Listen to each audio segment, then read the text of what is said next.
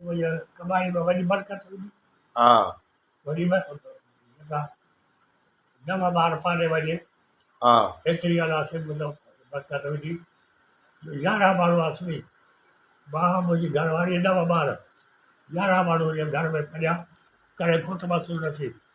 हू तव्हांखे दुनिया जी हर शइ खाराई, सियारे जी बि उॾारी बि, जेका शइ में दार में ईअं वठी वञो।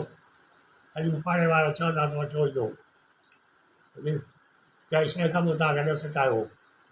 हर शइ जेका थिए थी तव्हांखे सियारे में मच्छियूं पना पंहिंजो पखी गांगट बाखी मखण बोसलियूं अलाए छा छा था खाइनि। फुल असीं घर में ठाहींदासीं जा फुल ठाहे था खाराईंदासीं। मूंखे चङी आया यादि बि थी छा छा कयोसीं। नंढिड़ो फुल हूंदे मथे कोठे ते ॿिए लकड़ उॾाईंदे, मां नंढे हूंदे लकड़ उॾाईंदोसि। लकड़ उॾाईंदे हा पोइ किरी पियोसि। किरी पियो त हा कोठे जे खुॾ अथव जीअं दीवार अथव चङो हेठो निब हुई, हेठि किरिया त थिए हा पर उते हीअं पंहिंजो निब जो जोड़ हो उनजे टार ते अची किरी हा बची वियो। बची वियुसि न।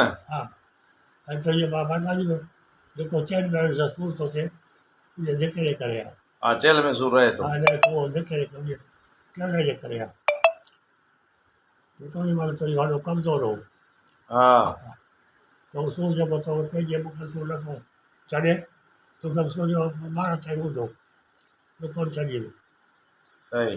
हा उहो मूंखे उहो असां यादि आहे हा जेका मां खां वठी वरी प्रिंसिपल कन्हैयालाल खे ॾिनो हा त साईं मुंहिंजो पुटु आहे हिते भर्ती थियो आहे ख़्यालु कयो। साईं कन्हैयालाल बहितरीनु माण्हू आहे। हा अॼु उन कॉलेज जी तूं पाण प्रिंसिपल आहीं। हाणे तव्हांजी दुआऊं आहिनि। अलाह जो लख शुक्र अहसान। मुंहिंजो को ॿार कोन्हे जंहिंखे असां बेरोज़गार छॾियो हुजे। हलो ट्रिप पूरी थिए कटां। वॾी ॻाल्हि